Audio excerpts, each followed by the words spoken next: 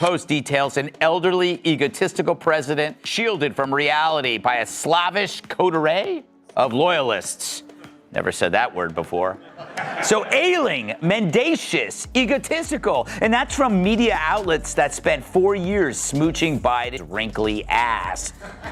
They were so far up his butt, I'm surprised they didn't die. Greg Gutfeld just unleashed a hilarious flamethrower on former President Joe Biden, torching every blunder, error, and mumbled word salad during his tenure in office.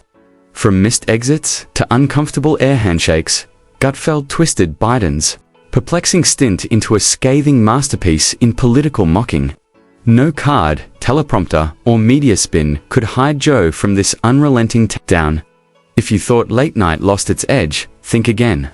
Gutfeld just revived it with the sharpest, funniest, and most brutally honest Biden roast. President Biden boasting about how you should be thanking him this Thanksgiving. Well, this past week, as they gathered around their own kitchen tables for Thanksgiving dinner, that was our goal, to give them a little more breathing room, from tea to air travel to tank of gas. Gutfeld came in swinging. Not with punches, but with that style of comedy that slashes cleanly-coated in sarcasm. And his target, standing on the metaphorical stage with a perplexed smile and wondering look, was none other than Joe Biden, the human teleprompter dilemma. Gutfeld didn't bother warming up. He went straight for the jugular, characterizing Biden not as a leader, but as a heavily drugged mascot for policies that his staff can't understand. Train wreck of a fact check. Yes, Reuters invites hilarity by fact-checking obvious parody, telling its reader no such luck. Biden doesn't really chase the ice cream truck. Secret the big guy enjoys his ice cream. That's just one of the reasons why. According to Greg, Biden presidency isn't so much a government, as it is an extended senior moment with global ramifications. He quipped that Biden is like your great uncle who gets lost in his own home room but persists on taking the entire family over state boundaries.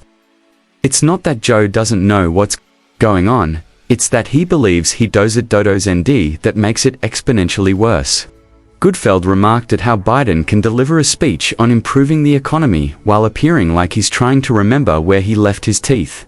His big ad buy comes one day, but Robert Hur will testify about his report claiming that Joe is an elderly man with a poor memory. Biden will be taking his angry man shtick on tour and hit 3 swing states this week. Over the weekend, he gave us a preview of what senile moments you can expect. Greg had a field day with Biden's remarks. He said listening to Biden talk is like watching someone try to put together IKEA furniture without a handbook, glasses, or clue. He'll start strong with a remark on inflation and close with a tale about a cornfield in Delaware that no one asked for. The words are there, certainly, but they're strung together like Christmas lights put into a blender.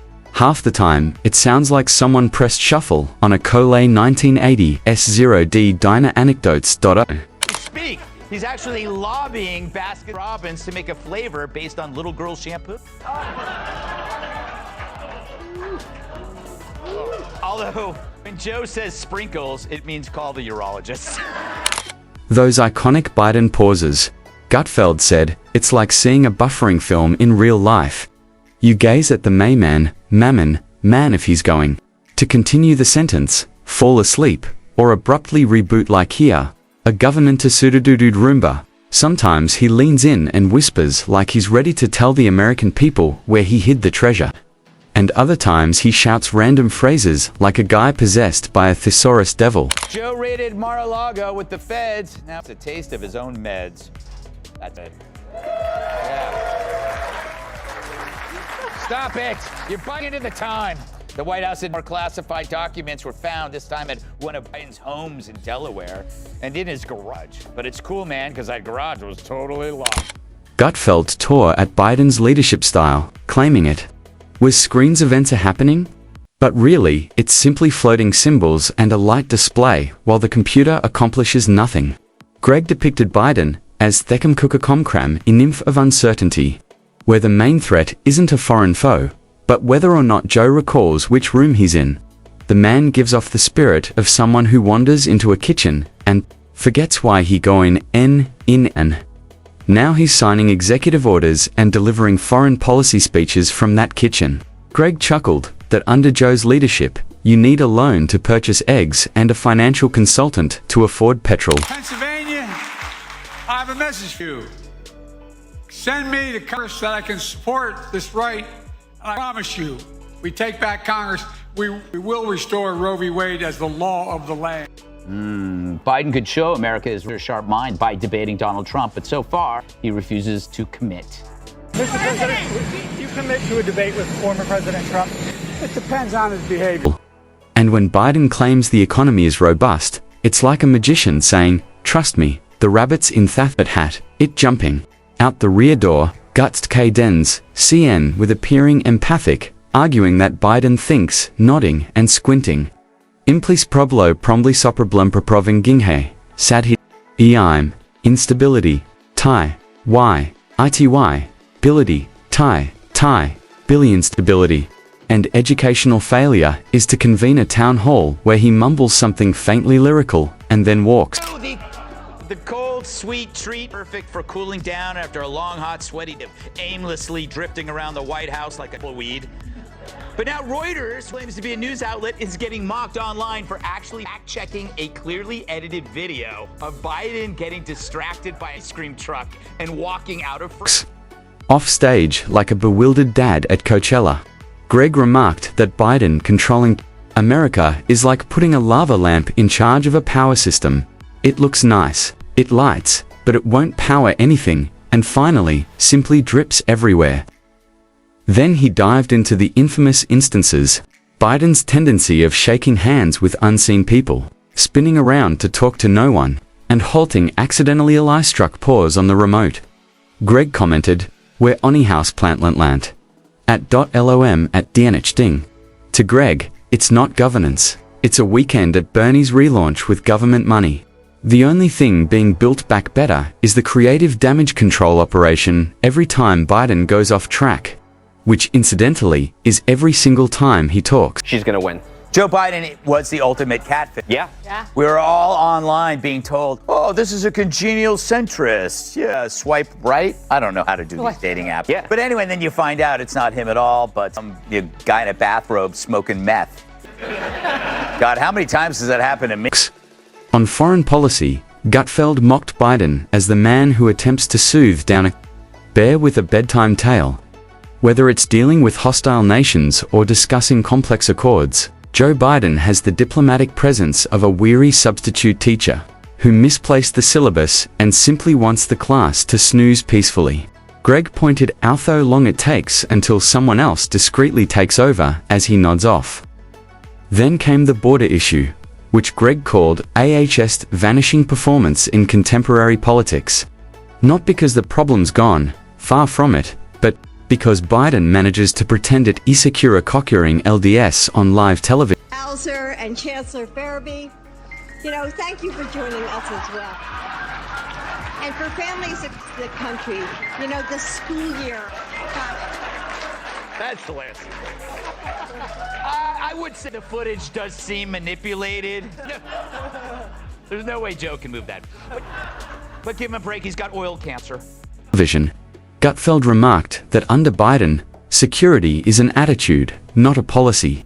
The borders are wide open, the implications are real. And Biden is somewhere eating porridge via a biodegradable straw, while a worker nods angrily behind him.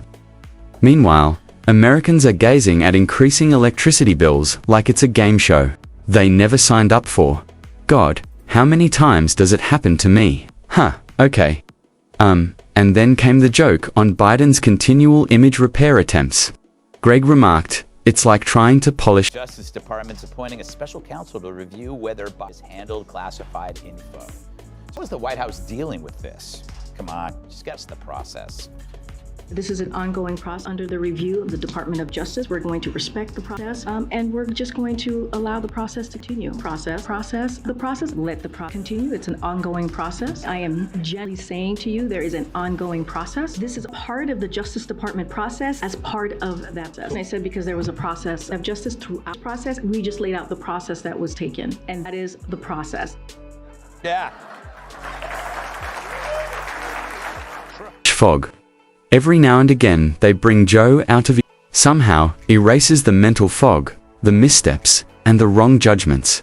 Gutfolk, gediculation sunglasses and an embarrassing stride down a corridor could heal America. Biden would be the next founding father. Unfortunately, all it accomplishes is mamick making king.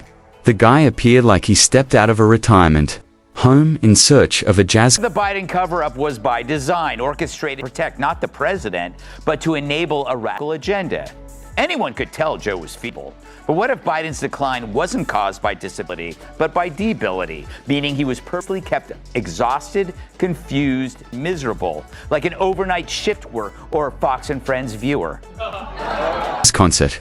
Gutfeld spoke on the student debt problem, criticizing Biden's idea as financial cosplay. One moment, he's the rescuer of the indebted. The next, he's being knocked down by courts and reasoning, all while thinking the money fairy would come up with a remedy. Greg chuckled that Biden's approach to economics is simply playing Monopoly, while forgetting you previously mortgaged Boardwalk and can't recall what the thimble does. 40 years of being around politics, Greg said, doesn't automatically imply you know how to lead a nation.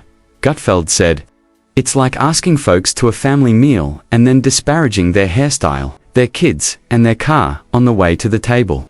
You can't profess to cure the nation with one hand while pointing the finger with the other. America didn't elect a president. They inherited a long, embarrassing voicemail from someone who forgot they previously left message. Aren't run injury, they're proliferating. And Greg Gutfeld, Everett sharp-eyed observer, isn't putting the mic down anytime soon. Gutfeld went in deeper, stating Biden's administration is like a protracted airport stay. Nobody prepared for it. Nothing works. And everyone's just trying to survive till it's finished. Every time Biden turns around to exit a stage, there's a 50-50 chance he's walking directly into the drummer or the flag. And nevertheless, the press claps like he just found gravity. While being chauffeured billion-dollar fundraisers and savoring the perfume of handcrafted candles in Delaware, Gutfeld said they're like advertising for retirement homes masquerading as leadership stuff. He quipped that if Biden ever performed a TikTok challenge, it would be named Find the Exit. And when the crowd symbolically leaned in, Gutfeld smiled. Because this wasn't just humor, it was catharsis. America wasn't laughing at its president. It was laughing through the chaos, the exhaustion, and the foolishness.